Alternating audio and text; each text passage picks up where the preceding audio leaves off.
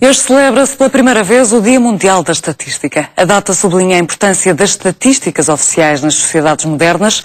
Há mais de 50 anos que na União Europeia o Eurostat e vários organismos dos Estados-membros trabalham para produzir e divulgar dados fiáveis e comparáveis para melhor identificar semelhanças e diferenças na Europa.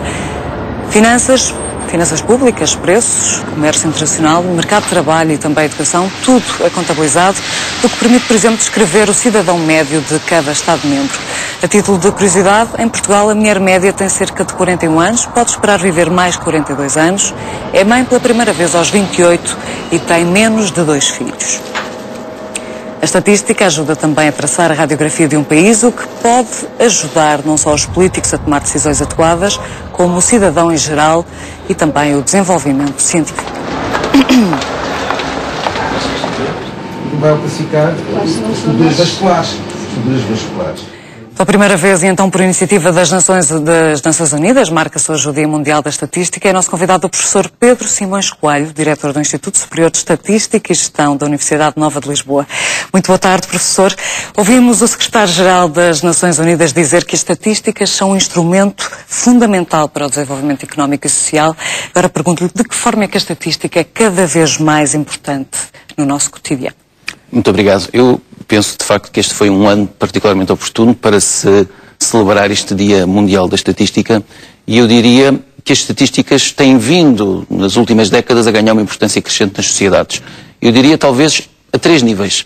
Ao nível científico, penso que hoje é reconhecido por todas as ciências que não é possível ter um verdadeiro caráter científico nas atividades se não forem baseadas em instrumentos estatísticos. Eu diria hoje que desde as ciências sociais, como a sociologia, passando pelas ciências da saúde, até às ciências ditas mais exatas, como a física e a química, todas utilizam estes instrumentos no seu cotidiano. E, em alguns casos, foi a estatística que lhes deu o caráter verdadeiramente de ciência. E depois eu diria um segundo nível das organizações. Eu penso que hoje em dia vivemos numa sociedade muito competitiva, onde as empresas têm que operar com concorrência. E hoje em dia as empresas que têm sucesso sabem que têm que tomar decisões baseadas em informação. Todas as empresas hoje em dia têm sistemas de suporte à decisão e no centro desses sistemas está a atividade estatística, como poderia deixar de ser. E depois o terceiro pilar, porventura o mais importante, como muito bem disse na sua introdução, que tem a ver com a sociedade em geral. As estatísticas oficiais têm um papel fundamental, eu diria a 2 níveis. Por um lado, ajudar os governos a tomarem boas decisões políticas e de governação, fornecendo-lhe informação sobre a situação da sociedade. Mas eu diria, não menos importante, ajudar os cidadãos a conhecerem o meio envolvente em questão, as situações económicas e sociais do país e também, em última instância, ajudar os cidadãos a tomarem melhores decisões, isto é, a escolherem melhor os seus representantes e os seus governantes. É um facto. Em 2011 será realizado o recenseamento da população em todos os Estados-membros, como sabemos. Estas decisões vão ser também muito fulcrais, não é? Porque vão dar-nos a localização de infraestruturas públicas, nomeadamente às escolas, aos hospitais, e a nível europeu também determina uma coisa muito importante também, julgo, que é o peso do voto de cada Estado-membro no Conselho Europeu.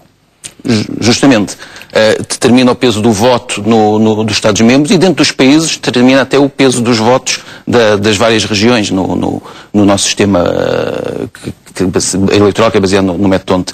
Eu diria que o recenseamento da população e da habitação, que se vai realizar, como disse, em 2011, é uma operação estatística, por um lado de grande envergadura, mas fundamental, porque permite aos Estados, de 10 em 10 anos, conhecerem a situação do país, a um nível de detalhe muito grande, a um nível muito desagregado, ao nível de freguesia, ou outro nível ainda mais desagregado, se os Estados assim me entenderem, e é um momento particularmente importante, e por isso eu digo que acho que foi um excelente ano para se criar o Dia Mundial da Estatística, porque está em preparação toda essa máquina nos países da Europa, enfim, não sei se sabe, noutros países do mundo, o recenseamento ocorreu mesmo em 2010, e eu diria que este ano foram recenseadas, se calhar, mais de 3 bilhões de pessoas no mundo inteiro, e portanto também é um sinal da importância que os Estados atribuem à estatística e penso também que possa ser um momento importante para convidar os cidadãos a participar de forma plena nesta importante operação estatística.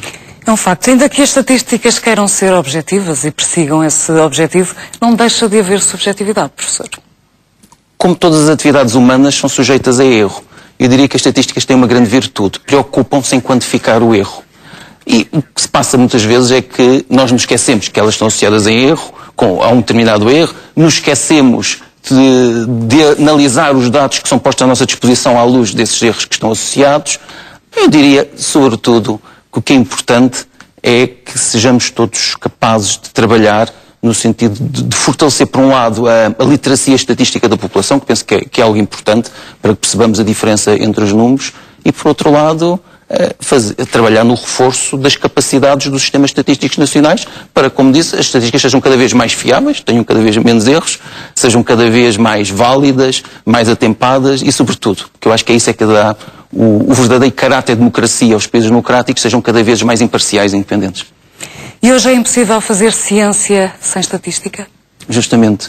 Eu penso que não conseguirei identificar uma área científica que não use hoje em dia as estatísticas. E como disse, aliás, há pouco, em alguns casos foi a própria estatística que deu a determinadas áreas do conhecimento o estatuto de ciência.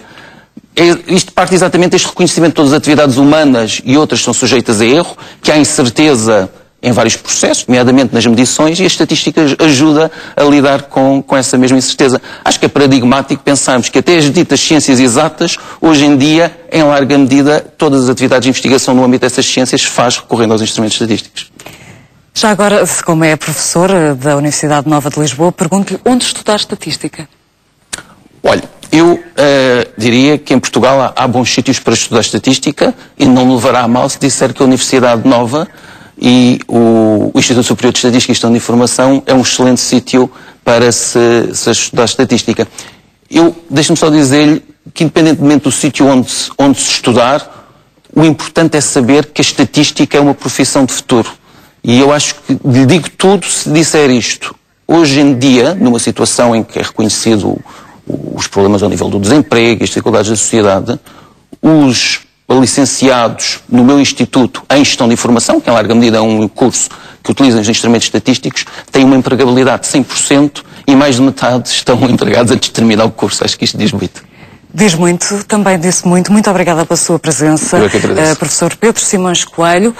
Este dia 20 de outubro fica marcado por ser o primeiro Dia Mundial da Estatística. Esta data sublinha a importância das estatísticas oficiais nas sociedades modernas.